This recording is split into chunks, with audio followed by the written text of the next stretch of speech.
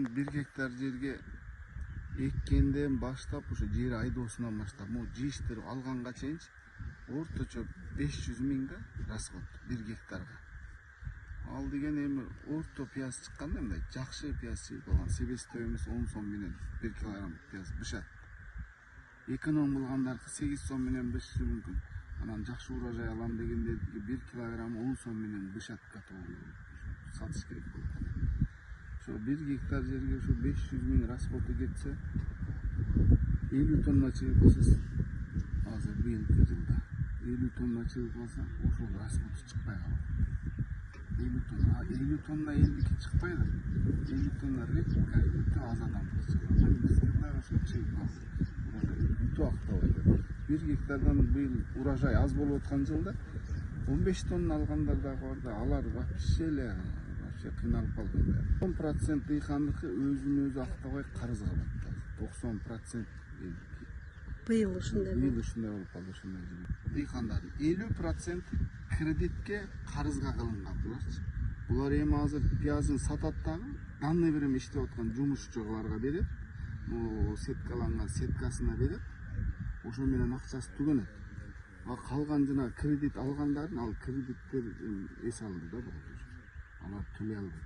Эми максаты Россияга барып иштейби же эмне кылат? Кудай буйруса. Пияз канча сомдон быйыл сатып атасыздар? Быйыл 10 сомдон болуп атты эле. Азыр пияз көбөйүп кетип бүгүнкү күнгө 6-7 сом. Бүгүн 6-7 сом. Бүгүн эле дарт ичинде бакыштар эми ыйласаң деле, өкүрсөң башка кылсаң деле ошо акыбалда. Кудайдын буйруусу. А буга чейин канча сомдон сатып келгенсиздер? Буга чейин, например, былтыр 39-40 сомдон башталды, аягы 12 сомдон сатышкан. Былтыр жакшы болгон. Баары доход менен. Бүт доход. Быйыл ушундай болду. Сиз канча жерге эктиңиз? 4 гектарга экебиз, 4 гектар. Жылына 4 гектар. 4 гектардан где-то 40 менен 50 тоннанын ортосунда урожай чыгып атат гектарына. 40-50 тонна. Быйыл ошондо өзүнүз араң жабат экен сиздики. Ушундай болот. Меники деле жаппайт. Эми мен көп минуска кирбейм да. Анан жана 15-20 тоннадан чыгып атат көбүнүкү, 30 тоннага чыгып. Алар көп минуска кирип кетип атат, өтө көп минус. Анан биз кредит албайбыз, кредитке кылбайбыз да, ошонун эсебинен дагы билинбей атат да. Карызга кылып алгандар уже мына пияз бүттү төлө дейт да. Каяктан төлөсүң акча?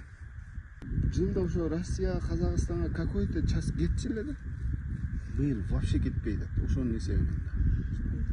Министрлик айтты да, мындай логистикалык борборго сактап туруу сунушун айтты да. Алардын дагы ою бир какой-то уровенде туура болсо керек.